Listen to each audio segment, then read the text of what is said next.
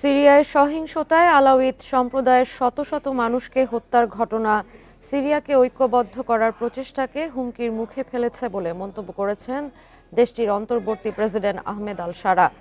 এদিকে আসাদপন্থীদের বিরুদ্ধে সামরিক অভিযান আপাতত শেষ হয়েছে বলে জানিয়েছে দেশটির প্রতিরক্ষা মন্ত্রণালয়।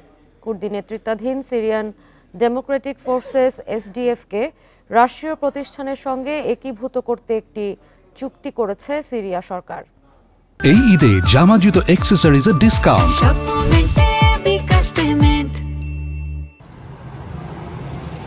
দীর্ঘ গৃহযুদ্ধের অবসান হয়েছে সিরিয়ায়, কিন্তু গত বৃহস্পতিবার নতুন করে আবারও অশান্ত হয়ে ওঠে পরিস্থিতি। ক্ষমতাচ্যুত প্রেসিডেন্ট বাশার আল আসাদের অনুগত লাতাকিয়া ও তার্তুস অঞ্চলে সিরিয়ার নিরাপত্তা বাহিনীর নৃশংস ও প্রতিশোধমূলক হামলায় ৫ দিনে নিহত হয়েছে প্রায় ১৫০০ মানুষ, যার মধ্যে ৮ শতাধিক বেসামরিক নাগরিক। সহিংসতার কারণে বাস্তুচ্যুত হয়েছে প্রায় ১০,০০০ মানুষ।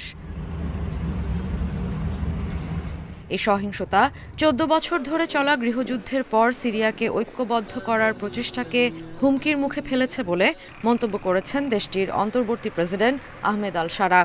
জানান, একটি স্বাধীন তদন্ত কমিটি গঠন করা হয়েছে যা ৩০ দিনের মধ্যে হত্যাকাণ্ডের তদন্ত করবে এবং ন্যায় বিচার নিশ্চিত করবে।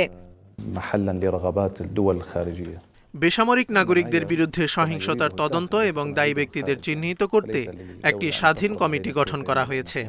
আমরা চাই না অন্যায়ভাবে কাউকে হত্যা করা হোক। আমরা আইনের শাসন প্রতিষ্ঠা করতে চেয়েছি, তাই বেসামরিক হত্যায় জড়িতদের শাস্তি নিশ্চিত করা হবে। তারা আমাদের ঘনিষ্ঠ হলেও আমাদের যতটা সম্ভব জাতীয় ঐক্য এবং নাগরিক শান্তি বজায় রাখতে হবে।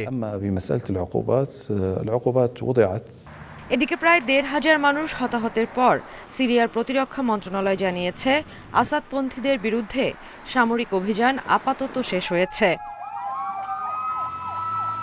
অন্যদিকে কুর্দি নেতৃত্বাধীন সিরিয়ান ডেমোক্রেটিক ফোর্সেস এসডিএফকে রাষ্ট্রীয় প্রতিষ্ঠানের সঙ্গে একীভূত করতে একটি চুক্তি করেছে সিরিয়া সরকার।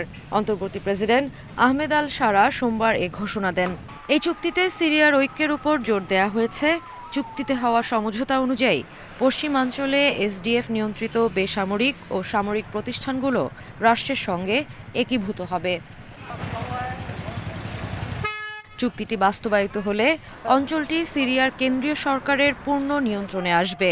চুক্তিতে সিরিয়া জুড়ে যুদ্ধবিরতি এবং আসাদপন্থী যোদ্ধাদের বিরুদ্ধে লড়াইয়ে এসডিএফ-এর সমর্থন অন্তর্ভুক্ত রয়েছে। Sadia Afrin, independent news.